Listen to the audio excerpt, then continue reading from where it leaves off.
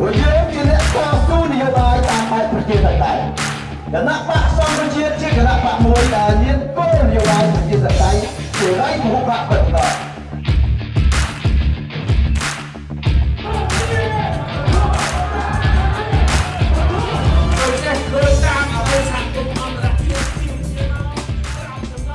11월 9일은 캄보디아 독립기념일, 그리고 11월 10일이면 캄보디아 최대 축제인 물축제 보눔뚜기 프놈펜 메콩강에서 시작됩니다. 그런데 11월 9일 이후 쿠데타가 일어날 수도 있다는 예고가 있습니다. 캄보디아를 34년째 통치 중인 훈센 캄보디아 총리의 최대 정적인 삼냉시 전 캄보디아 구국당 CNRP 대표가 캄보디아 독립기념일인 11월 9일 귀국을 예고했습니다. 삼냉시 대표는 한때 45%의 지지율을 기록하며 훈센이 이끄는 캄보디아 인민당 CPP를 바짝 추적한 제1야당인 구국당의 지도자였습니다.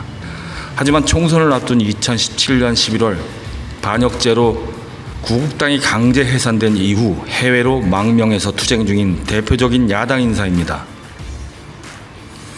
한편 인터넷상에서는 그가 귀국을 예고한 독립기념일 9일을 상징하고 삼냉시의 귀국을 지지하는 표시로서 온라인 등에서 9개의 손가락 Nine Fingers 캠페인을 적극적으로 벌이고 있습니다. 물론 훈센 정부는 캠페인 참여에 법적 처벌을 가하겠다고 공표하고 있습니다.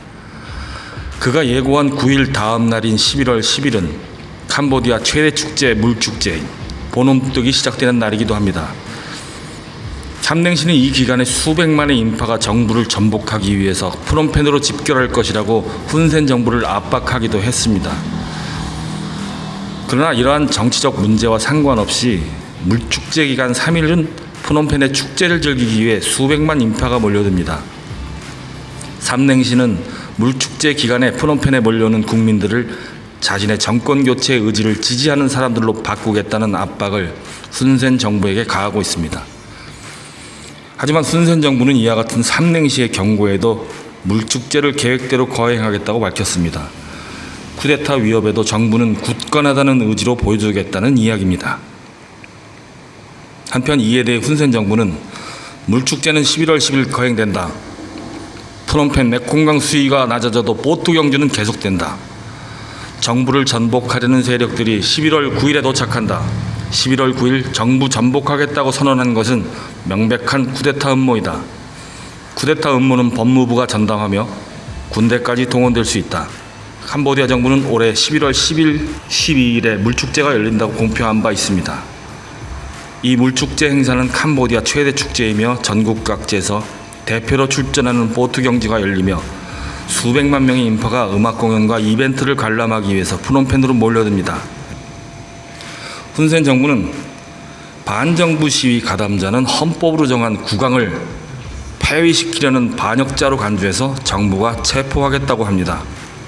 이는 이전에 삼냉시가 현 노르돔 시아모니 국왕을 훈센의 꼭두각시이며 왕의 사임을 촉구한 적이 있기 때문입니다. 캄보디아 국민 모두는 경고가 망동하지 말 것.